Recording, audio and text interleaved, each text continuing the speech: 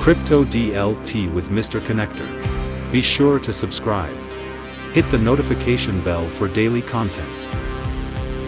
Let's go. Hey, it's Mr. Connector. Hope you guys are doing good today. I've got the Connector coin list pulled up. Doing the best in the past 24 hours is Electroneum, Ocean Protocol, and Sologenic.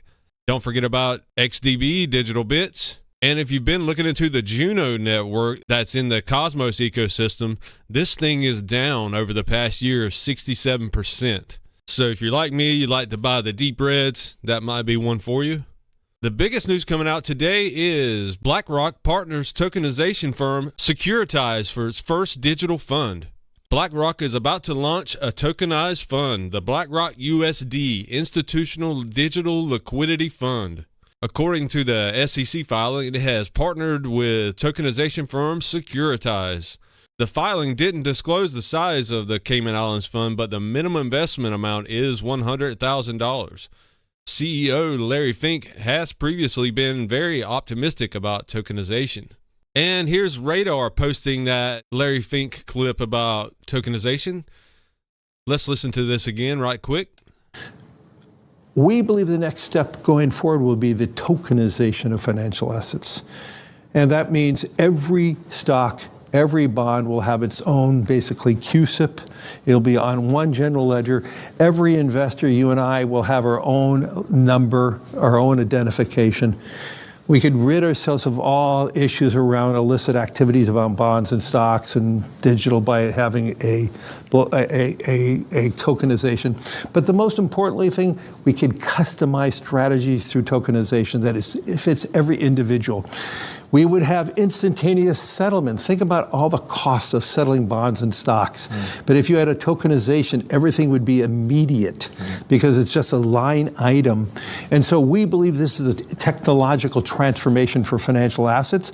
I believe if you want to talk about voting and voting choice and all the things, if we know every moment who is the owner of that stock and it's now time to vote, every individual who has ownership is identified and they can vote their own share. That's a really good explanation about tokenization from Larry Fink. And let's just get a quick in-depth explanation of tokenized securities. Tokenized shares are synthetic versions of real stock that allow publicly traded companies to have their shares act like cryptocurrencies. This process usually makes it easier for people to access and exchange the stocks that have been tokenized. For the buyers of the tokenized share, there are several advantages. First, tokenized shares emulate cryptocurrencies, meaning that there are fewer regulations around buying and holding them. This widens the market of potential shareholders and gives the company an opportunity to engage with more investors. Holders of tokenized shares are still seen as shareholders and get dividends and voting rights, the same as non-tokenized shareholders. Though the pace of technological change continues to increase, the speed at which legislation evolves has failed to keep up with this new way of investing. In some jurisdictions, assets like tokenized shares are in a gray area. They're not illegal, but a clear, widely accepted legal framework is lacking. The tokenized share has a lot of potential, despite the issues it currently faces on the legal side. But will it be widely adopted as the share of the future? Yes, it will be. These institutions have laughed people off the stage years ago for bringing up the tokenization of shares. And now they want in, especially after BlackRock here is announced its tokenized fund. So they're using SECURITIZE to create this real-world asset fund. It doesn't say which assets it will hold, but SECURITIZE's presence suggests that the product has something to do with real-world assets. And there's this platform called Ondo has a token. They do real-world assets, and it's up over 12% since that announcement. And also we had the $100 million of Circle's USD stablecoin was minted on an Ethereum address related to the securitized deployer, which could potentially be a seed investment into the fund, but that's not certain.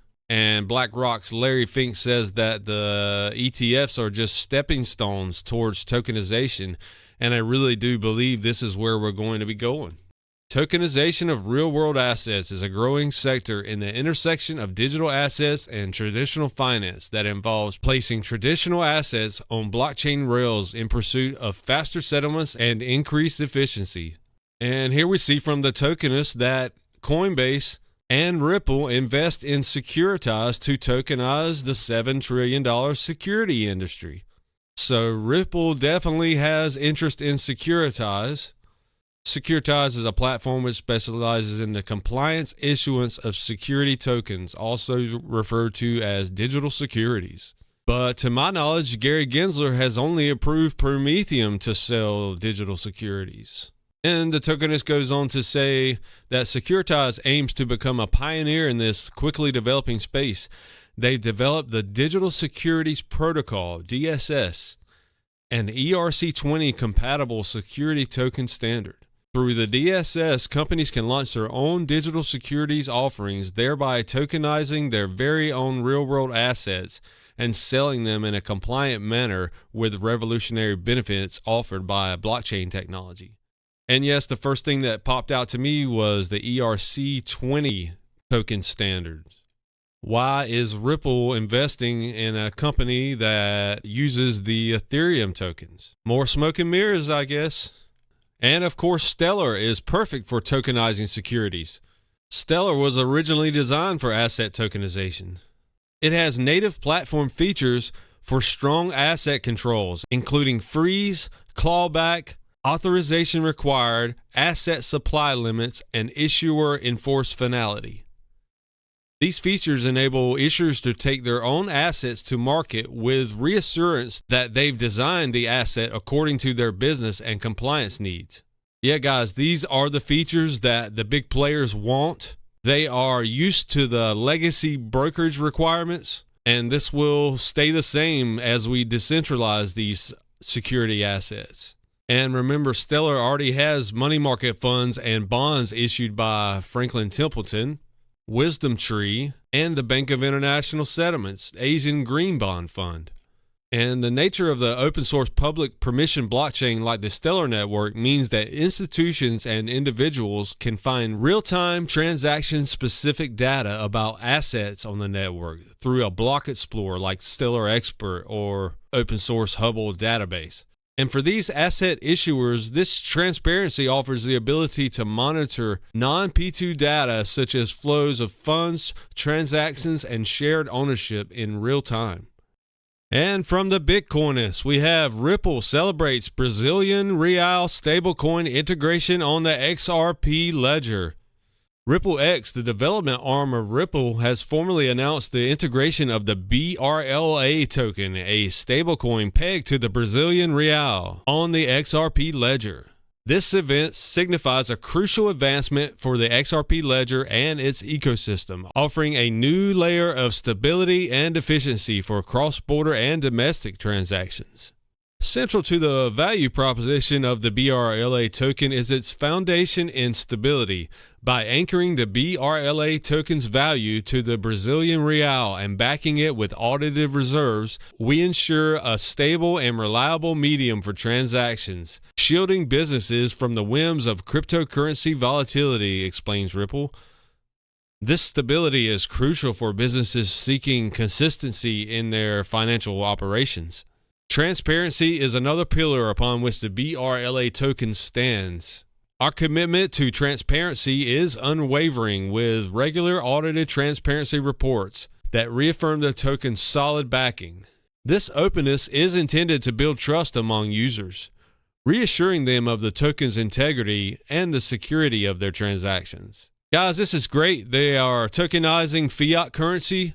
And yes, the transparency is great for reaffirming the token's solid backing. But guys, what's backing the real that's backing these tokens? Is the real the same as the dollar, which is definitely unbacked? I mean, the only reason it's backed is by force.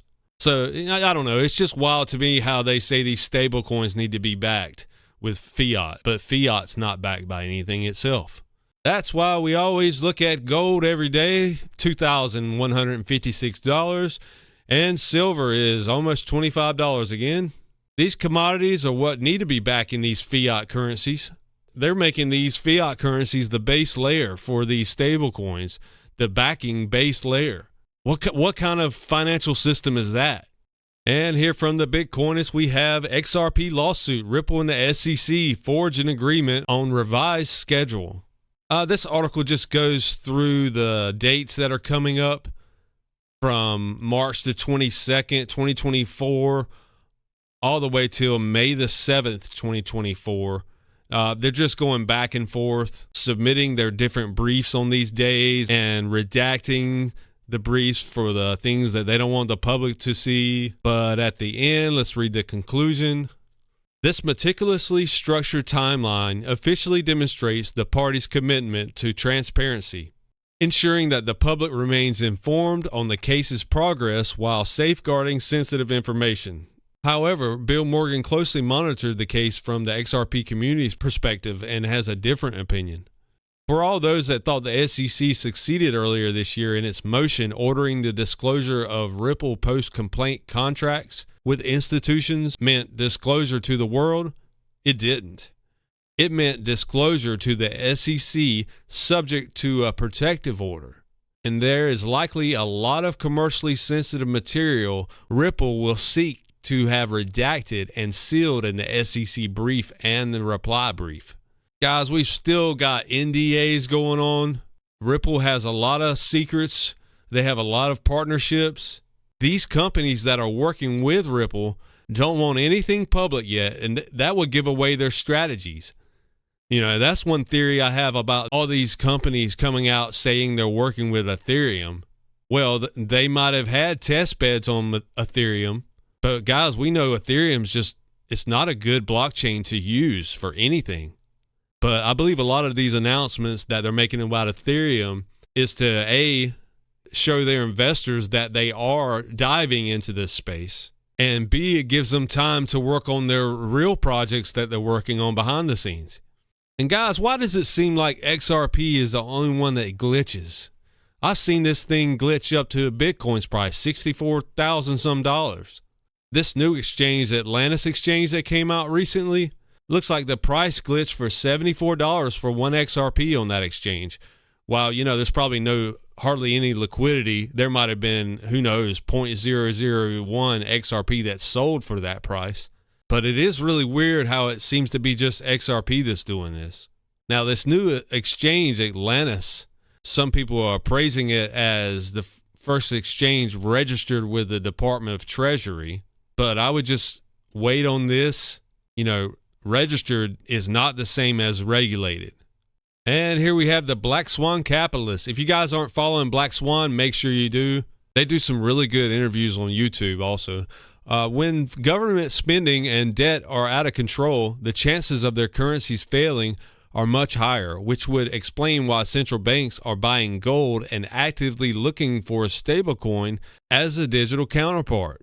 And here's a video about why they're going to need stablecoins. The present situation is governments are very reluctant to let go of the gold they have. However, if we enter into a situation where the currency we know of today is failing or failed, then it will be essential that it is backed up by something tangible, and it's got to be a plausible belief that you can convert it into something tangible.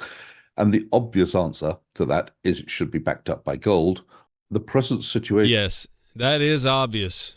They all know what real money is, and they've all been slowly accumulating gold for a long time now because they know what's coming, guys. And so do we. And so does the Bank of Nigeria. This from Crypto Barbie. The Central Bank of Nigeria has completed a memorandum of understanding with GLUA Nigeria to promote the usage of the eNaira CBDC. This connects over 500 million mobile money wallets, 2 million bank accounts, and 300,000 agents in Nigeria. And here's Ashley Prosper with some more countries and Ripple partnerships. Costa Rica, Ripple partner.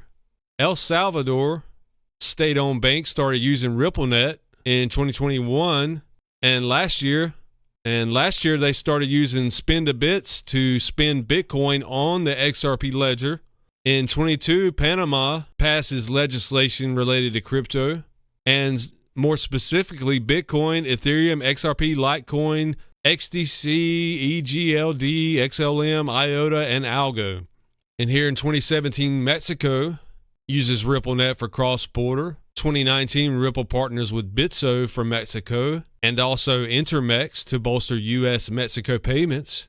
In 22, Ripple partner Bitso highlights that they processed $3.3 billion between our two countries. And also now they're doing remittances between Canada and Mexico.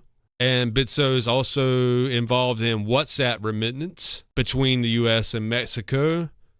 And Bitso also links MasterCard.